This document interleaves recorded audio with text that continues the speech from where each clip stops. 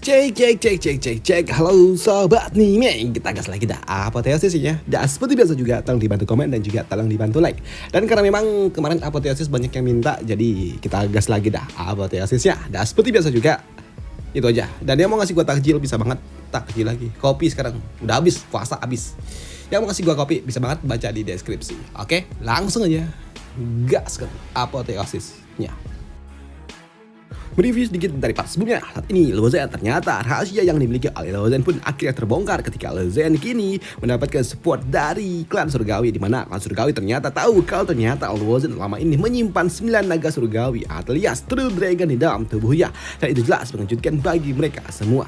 Namun di sini kelahiran True Dragon ke-9 tentunya menotis bagi mereka semua, apalagi ternyata True Dragon dia juga merasakan kalau ada sebuah aroma yang tidak asing dari orang-orang yang ada di sekitaran tempat ini. Hey, aromamu terlihat dan juga terasa seperti Tybaek, rambut dari True Dragon itu, dan hal itu pun dibenarkan juga oleh orang tua ini, di mana dia mengatakan kalau esensi dari Tybaek juga ada di dalam tubuhnya yang membuat True Dragon dia pun tahu, sepertinya persiapan telah dimulai. Ucap dari True Dragon tanpa bertanya-tanya, dia pun tahu apa yang sebenarnya terjadi. Tapi di sini untuk orang tua ini dia pun mengatakan kalau sejatinya persiapan yang telah mereka siapkan ini belum cukup dan lawan yang mereka hadapi jauh lebih kuat dari apa yang mereka pikirkan. Ucap dari orang tua itu, dan untuk True Dragon dia pun paham akan itu semua karena sejatinya saat ini dia pun tahu kalau sepertinya sign yang ada saat ini kondisinya enggak baik-baik saja, dan itu membuat True gak datang ke tempat ini. Ucap dari True Dragon ini, dan hal itu pun juga dibenarkan oleh orang tua ini. Dia pun mengatakan kalau sejatinya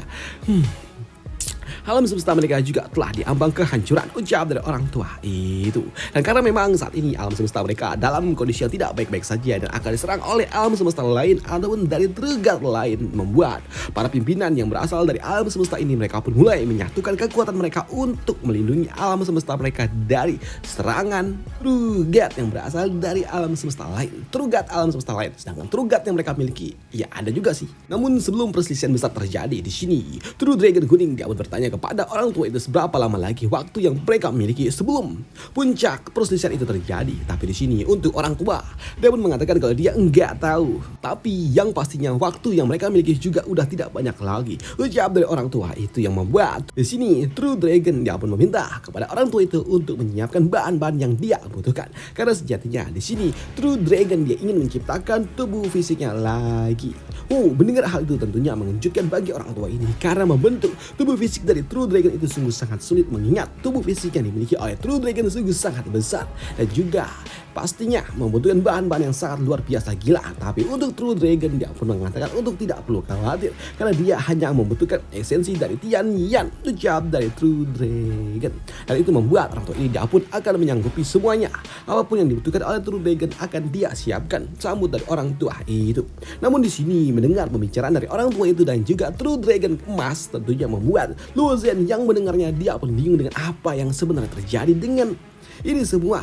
Bahkan saat ini mereka juga mengatakan kalau sempurnaan yang mereka miliki bersembilan itu semua tergantung dengan Lozen. Jadi Lozen harus maju lebih dulu, maju terus maju, ucap dari para True Dragon sebelum kembali masuk ke dalam tubuh dari Lozen. Melihat True Dragon yang sepertinya menyembunyikan sesuatu membuat Lozen dia pun kini masuk ke alam bawah sadarnya dan bertanya tentang apa yang sebenarnya terjadi dan apa maksud dari ini semua.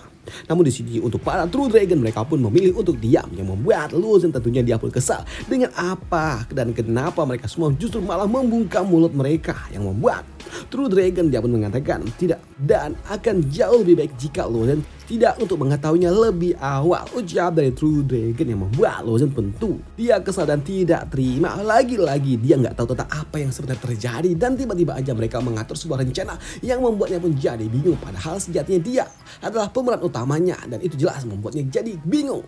Namun di sini untuk True Dragon dia pun mengatakan kalau sejatinya ini semua demi kebaikan dari Lozen, tapi Lozen nggak peduli dengan itu semua. Dia tetap ingin tahu tentang apa yang sebenarnya terjadi dan katakan apa rencana kalian dan apa yang sebenarnya terjadi. Jika tidak, aku tidak mau bekerja sama dengan kalian, ucap dari Lozen. Tapi di sini untuk True Dragon dia pun mengatakan,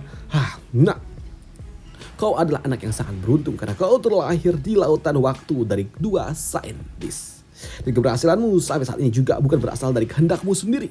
Selain itu juga tidak penting kau mau bekerja sama ataupun tidak, kau tetap akan bekerja pada akhirnya. Ucap dari orang tua ini, dari naga tua itu yang membuat Luzhen tentunya dia pun kesal dengan ini semua. Dan itu jelas membuatnya pun muak dengan apa yang sebenarnya terjadi dan kenapa cuma diam aja nggak mau menceritakan sejelas-jelasnya.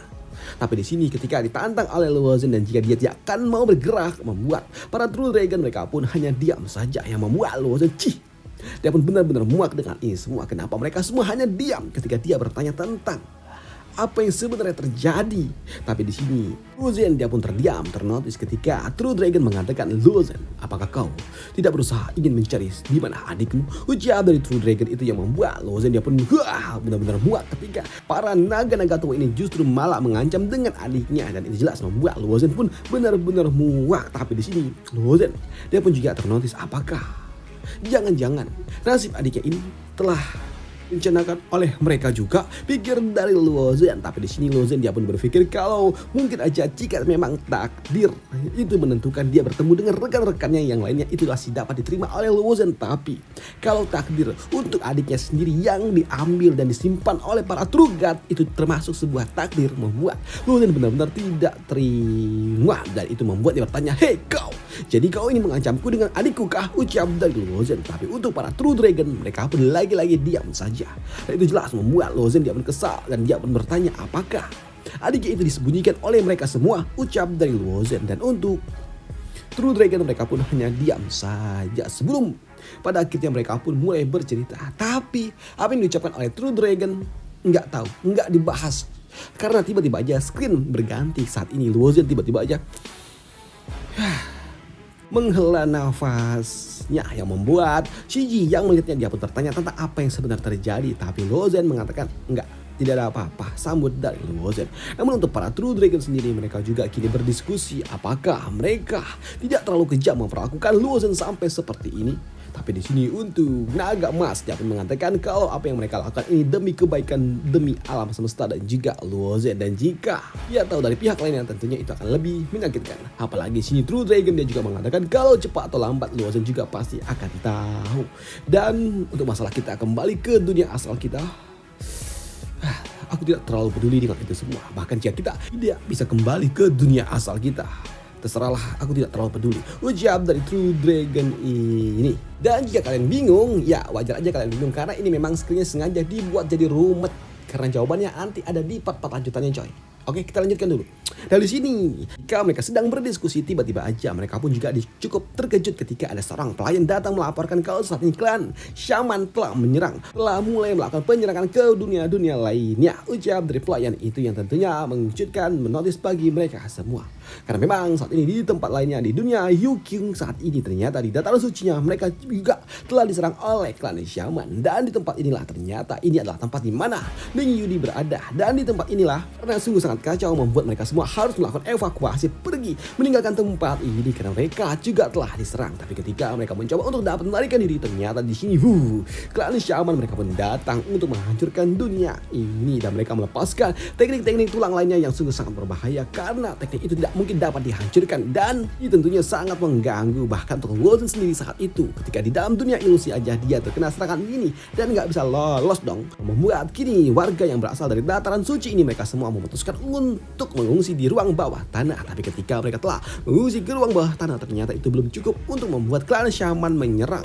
Dan di sini klan Shaman terus melakukan sebuah serangan kepada mereka semua yang membuat di sini warga yang sedang mengungsi mereka semua terkena serangan dari tulang-tulang aneh itu yang membuat kini Ning Yudi dan juga pimpinan dari Master Istana 13 memutuskan untuk segera pergi dari tempat ini. Dan ketika Ning Yudi mencoba untuk dapat menghentikan tulang-tulang itu ternyata nggak guna karena memang tulang-tulang itu sungguh sangat kuat hingga membuat Ning Yudi yang melihatnya dia pun panik dan dia pun berharap jika saja ada Luzhen di sini pasti semua akan berakhir. Ucap dari Ning Yudi di dalam hati. Tapi di sini untuk orang-orang yang ada di tempat ini mereka pun tahu kalau mereka harus segera pergi karena mereka nggak bisa mengalahkan klan Shaman itu. Tapi di sini mereka juga bingung mau pergi kemana hingga di sini Ning Yudi dia pun berpikir apakah mereka harus pergi ke dunia batas bawah, dan jika saja mereka pindah ke dunia batas bawah mungkin aja tulang-tulang itu nggak bisa mengejar mereka, ucap dari Ning Yudi. Tapi di sini mereka pun bingung. Jika mereka pergi ke dunia batas bawah tentunya itu akan sulit juga karena mereka akan mendapatkan sebuah penolakan dari dunia batas bawah. Karena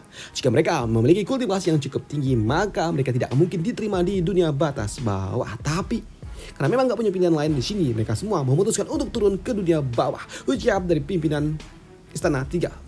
Sedangkan di sisi lainnya saat ini Lozen dan juga yang lainnya mereka pun sedang pergi menuju tempat pelatihan yang memang telah disiapkan oleh klan surgawi. Tapi di dalam perjalanan itulah di sini Lozen dia pun berpikir dan juga teringat dengan Ning Yudi yang memang saat ini dia pasti ada di dunia batas atas. Tapi Lozen nggak bisa melacak di mana Ning Yudi, yang membuat Lozen dia pun berpikir apakah dunia yang sedang diserang oleh klan Shaman itu adalah dunia tempat Ning Yudi berada. Nah jika itu benar tentunya itu membuat Lozen pun jadi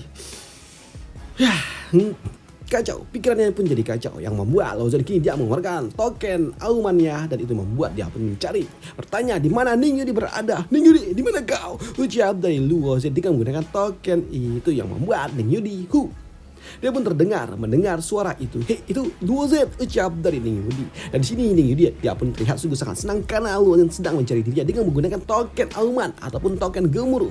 Tapi di sini mereka nggak punya token auman, yang membuat mereka pun nggak bisa menjawab pesan yang diberikan oleh Lozen. Dan hal itu pun membuat Ning Yudi pasrah karena memang nggak bisa juga. Karena sejatinya token gemuruh itu adalah token yang sangat-sangat mahal, bahkan untuk mereka pimpinan Istana 13 aja nggak punya.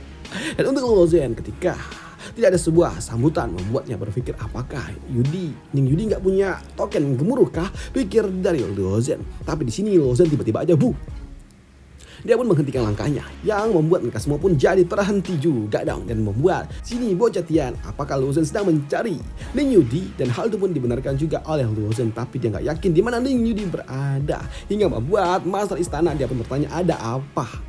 Aku mencari seseorang, ucap dari Lozen. Ingat Lozen sedang mencari seseorang yang ternyata itu adalah istrinya yang bernama Ning Yudi. Membuat Siji yang mendengarnya dia pun merasa kalau ada yang mengganjal di hatinya, karena mau bagaimanapun dia mengaku kalau Lozen adalah suaminya, dan ternyata Lozen punya 2 bini, dan itu jelas membuatnya agak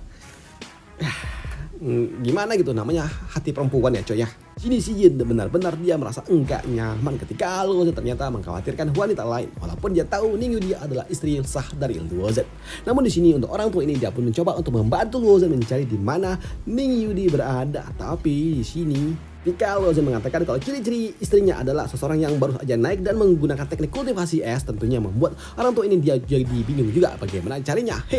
Bagaimana dia bisa mencari dengan ciri-ciri seperti itu? Apakah dia tidak punya ciri-ciri khusus kah? Tanya dari orang tua itu. Dan itu membuat gadis Luo dia pun meminta kepada Lozen untuk sedikit membayangkan gadis itu, karena dia akan menggunakan teknik miliknya untuk melacak dan melihat penampilan dari Ning Yudi seperti apa. Dan kini dia pun menyentuh Lozen dan dia meminta kepada Lozen untuk membayangkan wujud dari Ning Yudi. Dan memang dengan kemampuan yang dimiliki oleh gadis Luo di sini dia dapat membaca pikiran dari Lozen dan melihat visual dari Ning Yudi. Baiklah, aku mengerti, ucap dari Patriark. Dan di sini orang tua ini dengan menggunakan manik-manik ajaibnya dia pun akan melacak posisi dari Ning Yudi, dan dengan menggunakan kristal-kristal inilah di sini orang tua ini dia pun tahu kalau saat ini dia ada di gadis ini dia telah diserang oleh klan Shaman, ucap dari orang tua itu, yang tentunya membuat Lozen dia pun shock. Di mana dia sekarang, ucap dari Lozen. Tapi di sini orang tua ini dia pun mengatakan untuk tidak perlu khawatir karena sepertinya orang ini dia akan mencoba untuk turun ke dunia batas bawah. Mendengar hal itu tentunya membuat Lozen pun sungguh sangat senang. Turun ke dunia batas bawah, dan mendengar istrinya akan turun ke dunia batas bawah. Di sini Lozen dia pun memutuskan untuk turun juga, yang membuat kini rekan-rekan dari Lozen mereka pun akan mengikuti Lozen, karena mau bagaimanapun Lozen adalah pilar mereka semua. Dan dari semua mereka yang akan turun bersama dengan Lozen, di sini bocah ini dia pun kesal dengan Lozen. Sungguh sangat merepotkan. Cuman gara-gara satu wanita, jadi merepotkan, ucap dari pria ini, yang benar juga sih. Namun di sini untuk orang tua ini dia pun merasa kalau repot nih. Padahal sejatinya klan surgawi telah menyiapkan sebuah tempat pelatihan khusus untuk orang-orang ini, untuk para Daozi agar berlatih jauh lebih kuat. Tapi sayangnya, kenapa malah ingin pergi ke dunia batas bawah? Padahal saat ini alam semesta sedang chaos dan kalian harus berlatih lebih kuat agar kalian bisa menghadapi Trugat. Ucap dari orang tua ini yang sungguh sangat bingung dengan apa yang dipikirkan oleh bocah-bocah tengil ini. Tapi ketika orang tua ini terlihat sangat bingung apakah akan memaksa Luozen tetap di atas aja atau gimana. Di sini orang tua ini dia pun ternotis ketika ada suara yang mengatakan udah biarkan aja Luozen turun ke dunia batas bawah dan biarkanlah mereka mendapatkan sebuah pengalaman. Ucap dari suara misterius yang membuat orang tua ini pun akhirnya ya setuju turun bersama dengan Luozen. Pun tentunya untuk dapat turun ke dunia batas bawah mereka sulit karena mereka memiliki kultivasi yang cukup tinggi hingga mereka pasti akan ditolak hingga membuat gadis Lu dia pun mengeluarkan sebuah token ajaib di mana token ini dapat menahan mereka tetap berada di dunia batas bawah yang membuat Luozen tentunya dia pun sungguh sangat senang dan dia juga mengatakan untuk tidak perlu khawatir untuk dapat turun ke dunia batas bawah dia bisa menggunakan token ajaib yang dia miliki yang dia dapatkan di dalam dunia ilusi yang sebelumnya. Dan benar saja kini 1 jam kemudian Luozen dia pun tiba ke dunia batas bawah. Dan setibanya di dunia batas bawah ternyata Luozen dia berada di kota Yunhai. Dan di tempat inilah Luozen dia pun sempat ternotis karena dia bertemu dengan orang lama. Orang yang udah lama gak pernah dia temui. Dan ini adalah Zhao Bufan. Dan jika kalian ingat ini di part pertama atau part kedua ya orang ini udah lama gak muncul. Dan kali ini dia pun muncul lagi. Dan kedatangan dari Luozen tentunya menotis bagi banyak orang yang ada di sekitaran tempat ini. Dan untuk Luozen dia pun mengatakan kalau dia datang ke tempat ini untuk pergi menuju kuil awan tempat Ning Yudi berada. Dan di sini Zhao Bufan dia pun akan mengantarkan Luozen. Dan ketika mereka sedang berjalan menuju kuil awan tiba-tiba aja boom, mereka pun ternotis dengan sebuah api yang membumbung tinggi. Dan ternyata api itu berasal dari seorang bocah yang sedang main. Dia pun bermain dengan cara menghancurkan desa. Buset nggak tuh? Yang membuat Luozen dia pun bertanya, lah siapa bocah tengil ini? Lah elah berani-beraninya dia buat masalah di kuil awan kah? Pikir dari Luozen. Tapi di sini mendengar apa yang diucapkan oleh Luozen membuat Zhao Bufan dia pun hanya bisa ya nanti kau tahu sendiri siapa dia, ucap dari bocah ini. Dan ketika Luozen dia pun berjalan dan ternyata mendekati ke arah bocah itu, di sini Luozen dapat melihat kalau ternyata bocah inilah yang sumber masalah itu. Dia pun membakar isi kota dengan kemampuan yang dia miliki dan dia benar-benar bersenang-senang hingga membuat Luozen yang melihatnya dia pun agak sedikit kesal juga dan dia meminta kepada bocah ini untuk berhenti. Hei bocah tengil, berhentilah, ucap dari Luozen. Tapi di sini bocah ini justru malah mengarahkan serangannya ke arah Luozen. Tapi di sini tentunya yang kayak gini nggak guna dong sama Luozen. Tapi di sini Luozen yang melihat bocah tengil ini dia pun berpikir, ini kenapa dia mirip sama diriku ya? Dan sebelumnya Ning Yudi dia sedang hamil. Apakah tunggu dulu. Apakah bocah ini jangan-jangan tengil, siapa namamu? Ucap dari Luozen. Tapi di sini untuk bocah tengil ini dia pun mengatakan tidak aku beritahu namaku. Tapi di sini Luozen dia juga mulai curiga. Tunggu dulu. Apakah namamu adalah tidak, margamu adalah Luo? Ucap dari Luozen mengingat rambut mereka pun sama. Tapi di sini untuk bocah tengil ini alih-alih dia menjawab justru dia menyiapkan sebuah token untuk segera menghancurkan Luozen dengan token petir yang dia miliki. Tapi ketika bocah ini akan melakukannya, Luozen dia pun tahu kalau ini si bocah terlalu nakal. Iyalah nakal banget nih bocah, ucap dari Luozen. Dan ketika serangan itu datang di sini dengan cukup mudah, Luozen dia pun membatalkannya. Dan itu membuat bocah ini dia pun nangis hingga datanglah nenek tua. Dan ini adalah neneknya Ning Yudi. Dan jelas kedatangan dari nenek tua ini membuat Luozen dia berucap nenek Yu. Tapi di sini untuk nenek tua alih-alih dia menyambut kedatangan dari Luozen dia justru malah merepet. Apalagi dia melihat Luozen datang seorang diri. Ning Yudi dia naik ke dunia batas atas untuk mencari dirimu, tapi kau ketika kembali kau seorang diri, ucap dari nenek tua ini yang datang langsung repet ke arah Luozen yang membuat Luozen dia pun gak bisa dong menjawab apa yang diucapkan oleh nenek tua ini. Apalagi nenek tua itu terus menyalahkan Luozen dan melihat Luozen yang malah kena repet membuat Shiji yang mendengarnya dia pun kesal dan dia meminta kepada nenek ini untuk berhenti bicara, terlalu banyak bicara karena dunia batas atas itu luas. Dan di sini Luozen datang untuk mencari Ning Yudi. Tapi di sini melihat Shiji yang justru membela Luozen membuat nenek ini dia pun mengatakan kata-kata busuknya kepada Shiji dan dia juga mengatakan kalau Shiji adalah pelakor hingga membuat Shiji kesal dan dia ingin menghancurkan nenek tua ini aja. Tapi ketika Shiji ingin membuat nenek tua ini kembali ke surga, itu membuat bocah tengil ini malah nangis yang membuat semuanya jadi tambah repot. Jadi repot nih, ucap dari Luozen. Dan dia pun pada akhirnya sadar kalau bocah tengil nakal itu adalah putranya. Repot dah, ucap dari Luozen. Dan apa yang akan terjadi selanjutnya? Apakah bocah tengil itu nggak mau sama Luozen yang bapaknya tapi nggak pernah ketemu atau gimana? Kita akan bahas di part lanjutannya aja ya. Dan sampai jumpa di part lanjutannya. Bye, thank you.